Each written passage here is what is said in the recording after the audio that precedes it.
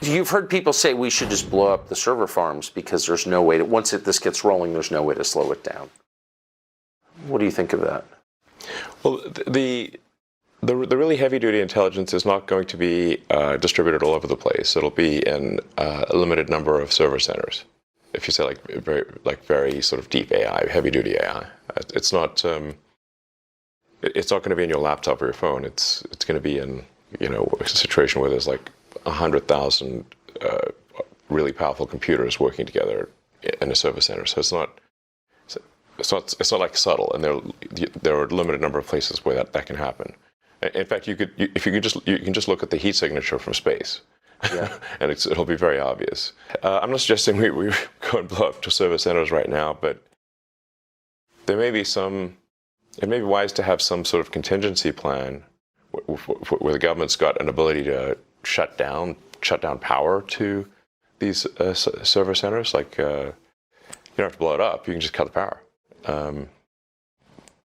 And what would trip... Or cut connectivity as well, that's another way. Right, yeah. But what would trip that switch, do you think, in your mind? What would be the threshold that you'd have to pass to warrant the government cutting off your power or cutting off your signal?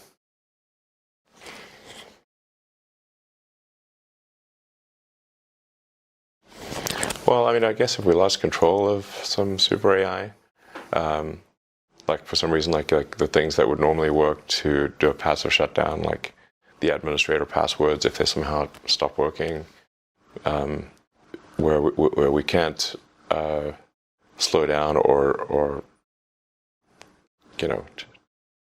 I'm not sure. I don't have a precise answer, but if there's something that we're concerned about, and are unable to stop it with software commands, then we probably want to have some kind of hardware off switch. Yes. I think, can't hurt. Have you talked to, since you know Larry Page, and you obviously know the OpenAI guys because you started it? Definitely have one. Have you talked to the people who run the biggest AI companies about this recently? I haven't talked to Larry Page in a few years because he got very upset with me about OpenAI. So when OpenAI was created, it did shift things into from a unipolar world where Google and DeepMind controlled, like I said, 3/4 of all the AI talent, to where there's now a sort of bipolar world, or OpenAI and Google DeepMind, and and now weirdly, it seems OpenAI is maybe ahead. So I have had conversations with the OpenAI team and Sam Altman. I haven't talked to Larry Page because he doesn't want to talk to me anymore for a few years. Can I ask you just about, since you've been around a lot of this, the thinking? So why would anyone not be a speciest, be human-centered in his thinking about technology? Like, what's the thinking there? I think what he's trying to say is that, if I were to guess, that all consciousness should be treated equally, and whether that is digital or biological. And you disagree? I disagree, yeah. Especially if the digital consciousness, or whatever you want to call it, digital intelligence, decides to curtail the biological intelligence. Right. So you're just building your own slave master, and why would you do that? Doesn't sound great. Yeah, I mean, we should at least, no need to rush, Like, what's the hurry? Where's the fire? Tell us about the hurry. So I know you've been talking about this for years, and on the sort of the periphery of our attention, we've heard Elon Musk talking about AI. But for most people, it's been like 3 months since they've had any interaction with this at all. So what's the timeline here? At what point does it start to really change our society, do you think? I think it starts to have probably an impact this year. GPT-4, now it's like writing poetry. And pretty decent poetry, actually. Pretty decent. Its skill at rhyming is incredible. Yes. Yes. And it's coherent. Yes, it is. It's even got a narrative. Yes, that's right. Yeah. So you could say That's hard to do. like most humans can't do that. That's true. So it's already past the point of what most humans can do. Most humans cannot write as well as ChatGPT. And no human can write that well that fast, as to the best of my knowledge. So maybe Shakespeare. How can you have a democracy with technology like that? I mean, if democracy is, government by the people, each person's vote is equal to every other person's vote. I mean, and people are choosing their votes freely. Can you have a democracy with this? Well, that's why I raised the concern of AI being a significant influence in elections. And even if you say that AI doesn't have agency, well, it's very likely that people will use the AI as a tool in elections. And then, if the AI is smart enough, are they using the tool or is the tool using them? So I think things are getting weird, and they're getting weird fast. So you've seen a couple regional bank collapses. Yeah. And we've been told that's not a big deal, that these are isolated and each one collapsed for unique reasons. It's not systemic in any sense. What's your sense of the stability of the American banking system? Well, it's actually at this point a global banking system problem. It is. So the we have a situation here where it's not that the canary in the coal mine has died, but the miners are starting to die too. So Silicon Valley Bank collapsing overnight is one hell of a big canary. It's more like a turkey. I mean, it's not like some small fry thing. I think that there is a serious danger with the global banking system. There's a strong argument that if you were to actually mark to market the portfolios of the banks, the loans and whatnot, that the entire banking industry would have negative equity. It feels that way. Yes. So if you look at, say, commercial real estate, like offices and whatnot, the whole work from home thing has substantially reduced office usage in cities around the world. I think San Francisco is at 40% off. And San Francisco is like an extreme example, but I think it's on 40% vacancy. Even New York has. I think almost all cities at this point have record vacancies in commercial real estate. So now, the commercial real estate used to be something that was a grade A asset. That if a bank had commercial real estate holdings, those would be considered of the highest security, some of the safest, assets you could have. Now that is not the case anymore. One company after another is canceling their leases or not renewing their leases, or if they go bankrupt, there's nothing for the bank who owns that real estate to go after because they're previously strong company now dead. What do you go after at that point? So we really haven't seen the commercial real estate shoe drop. That's more like an anvil, not a shoe. So the stuff we've seen thus far actually hasn't even. It's only slightly real estate portfolio degradation, but that will become a very serious thing later this year, in my view. I think if we see, which we're likely to see, a drop in house prices because the interest rates are too high, and for most people, when buying a house, they look at the monthly payment. Of course. If you're a 30-year mortgage, the vast majority of it is interest. So if the Fed rate is high, you have a high base interest rate. Effectively, the price you can pay for the house drops because you now have to pay more interest, which means that if you've got a fixed monthly payment, you can now afford to buy a house for less money. It effectively drops the prices of houses. Yes. This is the kind of thing that tends to accelerate, so that then you can get negative equity in the home market as well.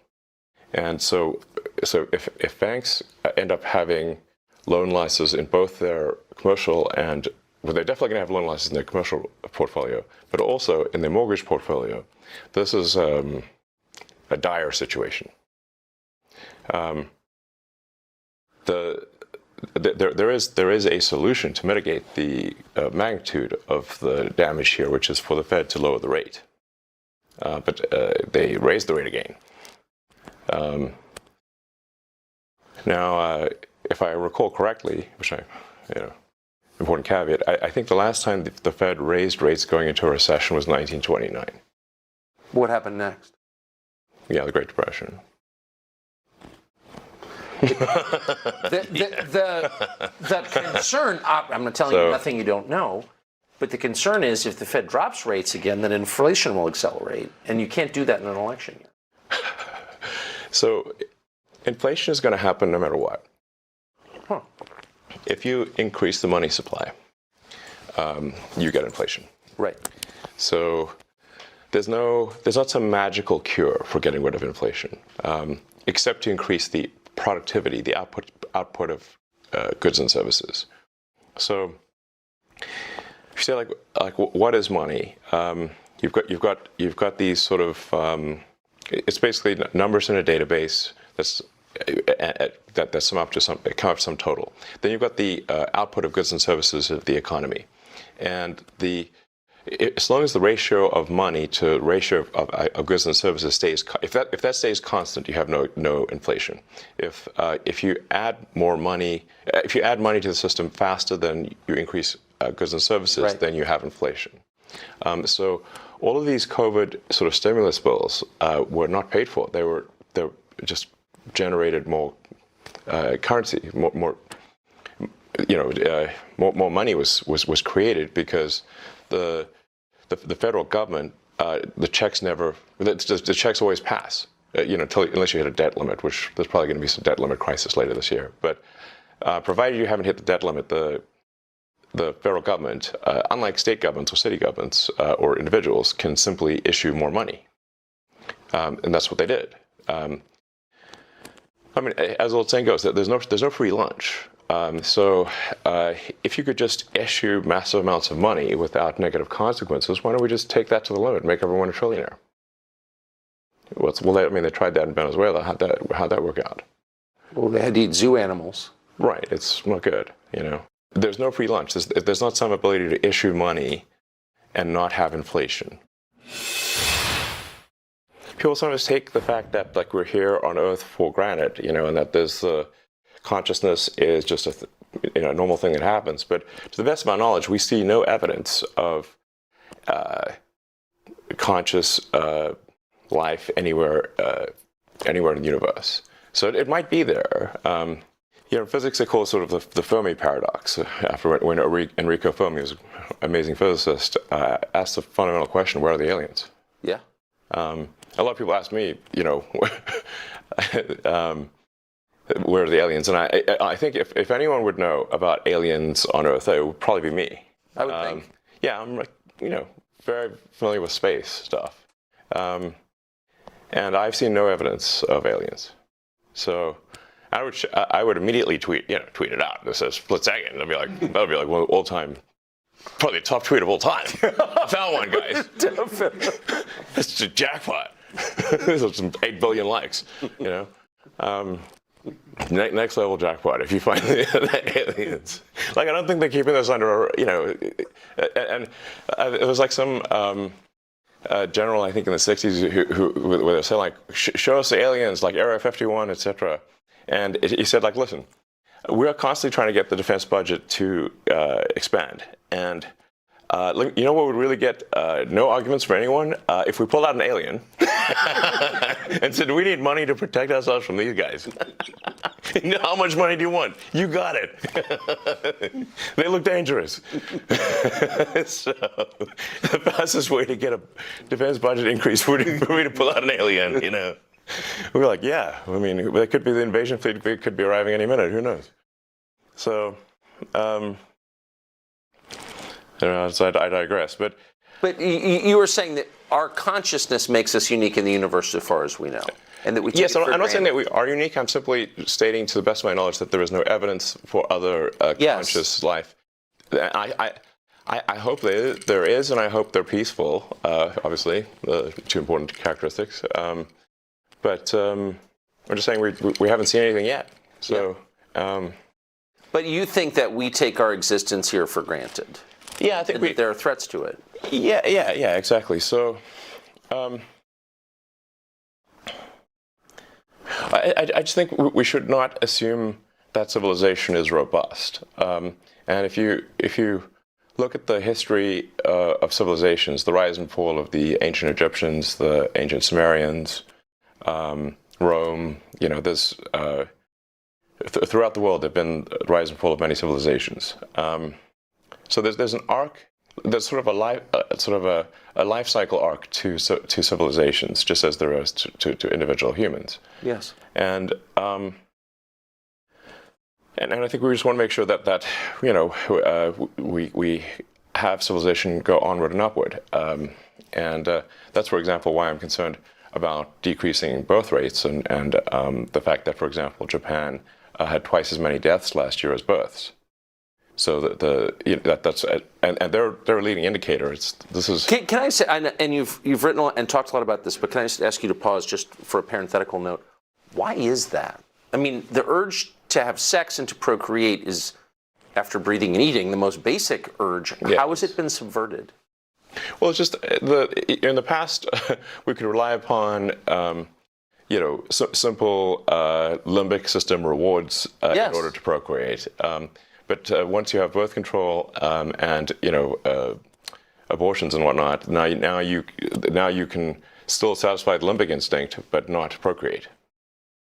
So we haven't yet evolved to deal with that, because this is all fairly recent, the last 50 years or so, for birth control. So I'm sort of worried that, hey, civilization, if we don't make enough people to at least sustain our numbers, perhaps increase a little bit, then civilization is going to crumble. There's the old question of will civilization end with a bang or a whimper? Well, it's currently trying to end with a whimper in adult diapers. Yes. Which is depressing as hell. The most depressing. I mean, seriously, yeah. War is less depressing. Yeah, I'd rather go out with a bang. Yeah, and with your shoes on. Yeah, not with your more diaper exciting. on. Yeah.